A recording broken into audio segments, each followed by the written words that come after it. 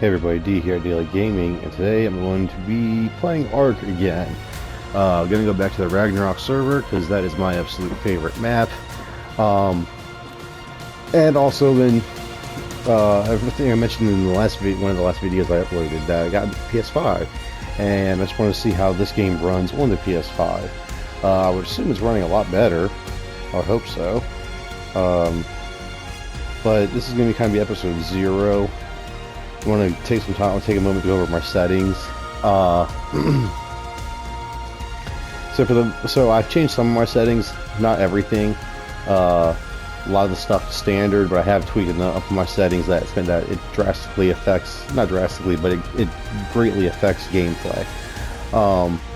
Difficulty levels all the way up. That lets you get higher level dinosaurs. If you're ever having low level dinosaurs and you're having a hard time just getting anything over like level 100, you need to turn this up.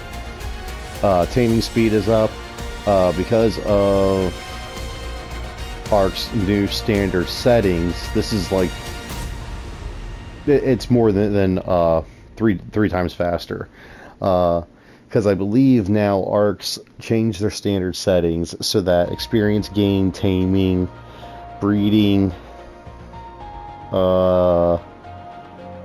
the maturation, I'm not sure how to say the word, the growth of baby dinosaurs, everything's pretty much double. Now, that still means that some stuff still takes an insanely long time. So I've tweaked my settings on top of that because, I mean, I work a lot. I don't have time to just devote a whole weekend to just taming one creature. Not all the tames are that long, but that's not. But if you play with standard settings, it can be several hours just babysitting one dinosaur to tame it, and I don't have time for that. So my taming is up, in line with timing. Harvest damage, harvest amount, and harvest health are all increased to increase gathering, so I'm not spending so much time grinding. Not that. Yeah, I turned that down, but it doesn't really matter. This is more for PvP, in case you're being constantly attacked and stuff. Or if you're constantly attacking, the people can't constantly fix things as you attack it, because it's easier to repair than it is to damage. So, but this doesn't really apply to me, so I have it just turned all the way down because I'm playing on PvE. I don't I'm not a big fan of multiplayer. So, that's all standard. Dino count.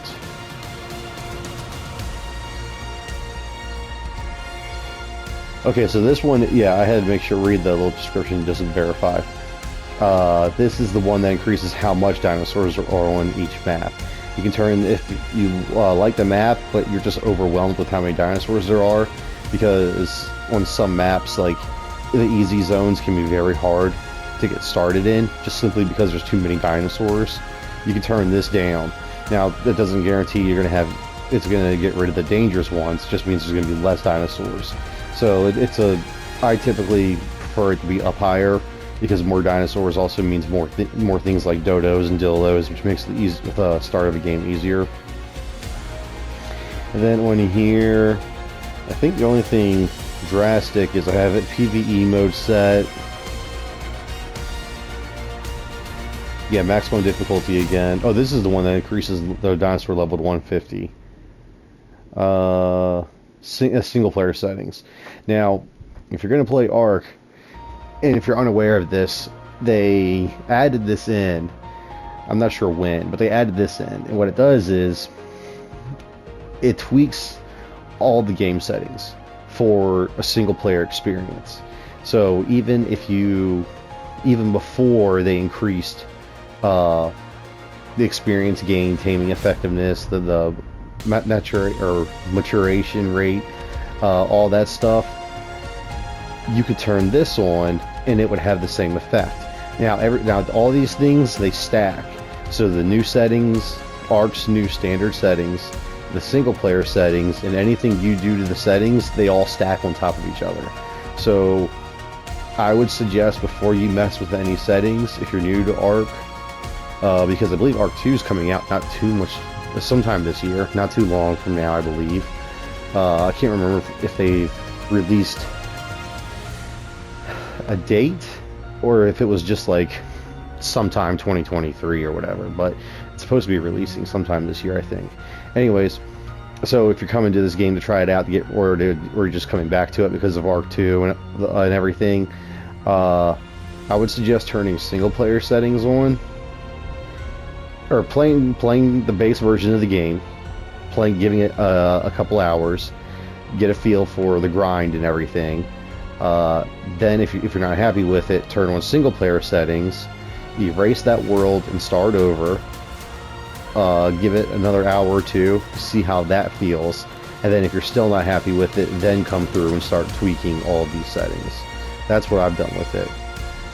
If you want to know how to erase a world, again, I'm playing on PS5, so this is more specific to consoles, but I believe it's kind of standard throughout all versions, PC, PS5, and Xbox. But if you wanted to delete your world, whenever you make a world, there's a little file right there. You just click it, and do you want to delete it, yes or no? Then that's how you delete it. Now let's go to advanced. Advanced, I really haven't messed with a lot of these settings. A lot of them are standard. The one thing I have allowed is cave building and flyer carry. Dinosaurs. Some flying dinosaurs can carry other dinosaurs, but there is a limit on it. Some of it's a hard limit you can't change without being on PC and just using like mods and stuff, or just hacking the game. But if you're playing on console, you can turn this on and it broadens what they can carry. There are still limits, but this broadens it, makes it, and in general just makes the game easier. Disable structure decay. Yeah, this is kind of dumb. Like, after so many days, your structures will start breaking down and you have to repair them and stuff. It's not appealing in any way. I just turned it off. Same thing with dinosaurs.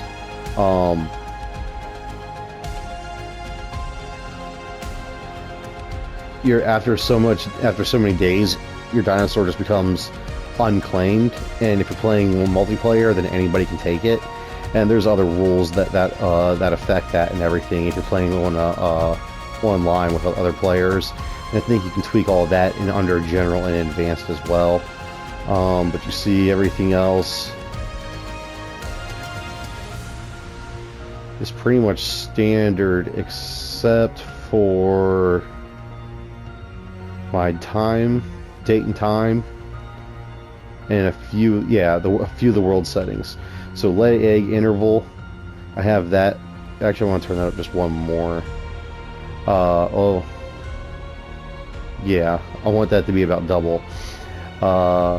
This is the rate of dinosaurs laying eggs, and not eggs that you can hatch and raise the baby dinosaur up from.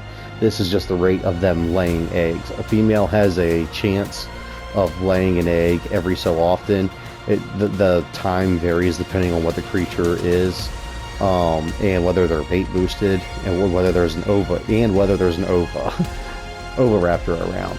But this just doubles that rate, and the reason for it is because the dinosaurs, it's a chance of, let's say your Stegosaurus has a chance of laying a egg once every half an hour. Out of that, every half hour, there's like a 3% chance it can lay an egg. So it can be several hours before that Stegosaurus will actually ever lay an egg. You increase that rate, that percentage, by mate boosting it. If they're mate boosted, they have a higher chance of laying eggs. And then by taming an oviraptor, because an oviraptor greatly increases their chance of laying an egg. And I don't have time to wait around for them hoping to lay an egg and stuff, but like some of the stuff like taming an oviraptor is easy. It's not hard, but it's not easy. So I just double this to help speed up egg gathering. Mating intervals down as low as possible. Mating is, and the main reason I've tweaked these settings for the mating and for baby dinosaurs is time.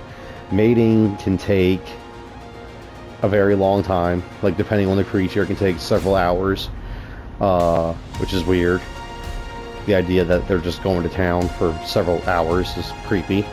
But then after they're done mating, depending on the dinosaur, it can be a few hours to a couple days before they're ready to breed again. Which makes sense, it's legit, but again, time, that's too time consuming. I don't have time to wait for that. Egg hatch speed, I haven't tweaked that yet because so far most of the eggs I've laid or I've messed with, they haven't had crazy hatch times. Like 15 minutes was all it was, but I haven't really hatched anything crazy like a T-Rex or a dragon yet, so I might tweak this in the future. Baby mature speed, I've turned this up because again, it's time consuming. I've heard that fully raising a baby T-Rex from breeding until full grown, so you know, the breeding process, the hatching process, and the maturing process, those three processes, I've heard that can take over a week to do. Like, yeah, no, screw that. So I haven't done that, but I plan on doing it on this playthrough. I want to completely 100% beat the bosses and everything, so I plan on doing all of that on this, which means I'm going to need a T-Rex army. So if it's going to take a week to raise one T-Rex, yeah, no, I'm not doing that. I have shit to do. So yeah, that's up. Again, harvest health is up. Baby cuddle time is something I'm tweaking as I go, and that needs to be adjusted with the baby mature speed. The biggest reason you breed dinosaurs and raise the babies is because you can imprint them. When you imprint them, you can boost their stats, their health, weight, stamina, offense, defense, everything can be boosted when you imprint them. If you have the baby mature too fast, then the baby can't be imprinted completely, and it's never going to be a very good dinosaur. You might as well just randomly tame high level dinosaurs and not worry about breeding at all. So you need to have, the faster the baby mature speed is, the lower the baby cuddle interval needs to be, or else you're not going to be able to fully imprint them. So these two, if you're going to mess with them, they need to be changed, not equally, but close to the same. I mean, as you turn one up, you need to turn the other one down, or vice versa. Let's see, and then day-night cycles. I have my daytime speed as a regular day, but my time, or it's a regular, 8-hour day or whatever it is in the game. But those 8 hours are stretched out over like 20 hours. And my nighttime, which is like whatever, a 5-hour night or whatever it is, I have that stretched or shortened to only be like 5 minutes. Depending on what map you're playing on, day-night cycles aren't that big of a deal. The only thing it really affects is a couple dinosaurs. There's like Troodons during the day are somewhat tame. They're not really aggressive or anything unless you attack them. But at night they become extremely aggressive, so it affects them. There's another one, it's a nocturnal dinosaur. It's a very powerful one, but it's typically only in caves. You can find it out of caves, but it's mainly in caves. It's nocturnal. So if you go in a cave during the day, it'll be sleeping. As long as you keep some distance, you're fine. But if you go in at night, it'll be awake roaming around. So the only real effect I have on the Ragnarok map is recording time. When it gets dark in Ark, it gets damn dark. It's very, very hard to see. So I shorten the nights just so I have more recording time.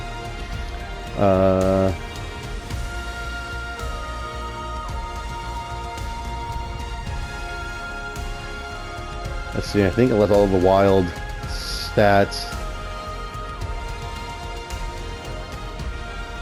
Yeah, some of the numbers are a little odd because at some point they did an update and it changed. So like up here you see wild dinos are all 1 even, but if you come down to tamed, it's like 1.1 for health, and then damage is 1.07. For some reason these changed at one point after an update. I don't know what happened or why, but when I went to go move them back, they can't be at 1.0, and I didn't care to actually come over to damage and click on it and type in 1.0. I was like less than 1 point isn't going to be that much of a difference, so I just left it. So that's why some of those numbers are odd. Yeah, you see all my general multiplier or experience multipliers are all at 1, and this is going to go by fast. We're going to be leveling up very, very fast. Yeah, it really drastically changes the game leveling up as fast as you do. Actually, it's pretty wild.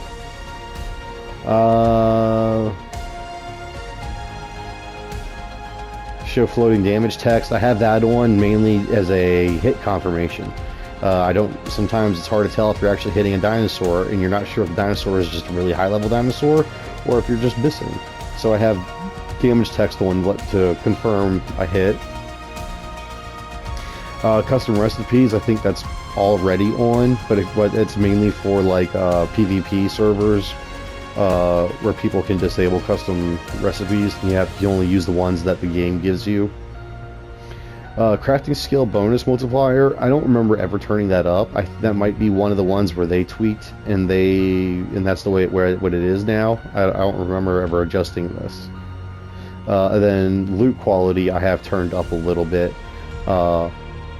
And that's mainly just to help with, again, single player experience, because once you get towards the end game, towards the final boss of the game, that boss is fairly hard, and you need some good level loot to actually get through the fight. Even with like bred dinosaurs and stuff, it can be very hard. And something else they added, I'm not sure when, is if there's an event, if you know of events, I'm sorry, I can't think of the right word. If there's a certain color dinosaur you want that comes from a certain event, you can activate that event, and you can type whichever event it is here. I'm not sure what the exact code is, because you literally just, I don't know if you can actually see this, but I clicked on it and it brought up my keyboard to type in. So I'm assuming it's something very specific. You can't just type Christmas or whatever. I'm assuming it's a certain code, but you type it in and it activates it, and then you can come back and then you click on it and deactivate it. Now when you deactivate it, I believe you have to do a dino wipe. I don't think the dinosaurs don't just go back to being normal. They have to be killed off or wiped from the map. But that is my settings. Let's go with engrams real quick. See, these are allowed engrams on your map. Yeah, I'm going by too fast for you to actually see it, because it's not that big of a deal. Most of them are available on most maps. So the main point of it is, if you want tech hover sail. I've never done tech stuff, so seeing some of these tech things, I'm like, what is that? Yeah, phase pistol, I have no idea what that is. You can deactivate them. Click on it. Oh wait, I thought you had to...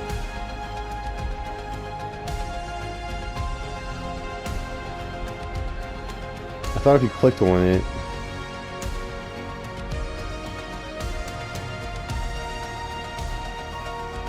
Oh, I thought it became the engrams if you clicked on it, it checked it and then deactivated it. But it seems that if I click on like the pump shotgun's highlighted, if I click on anything else, it becomes unhighlighted.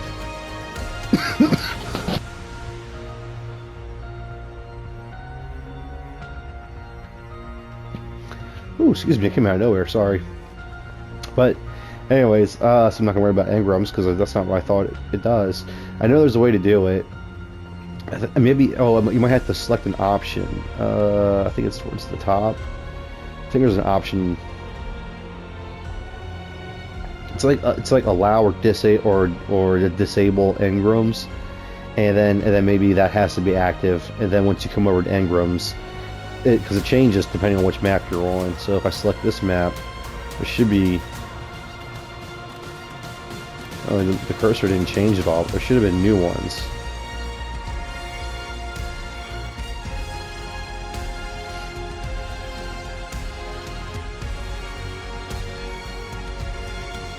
Anyways, doesn't matter. So, like I said, I'm playing on Ragnarok. This is like episode 0.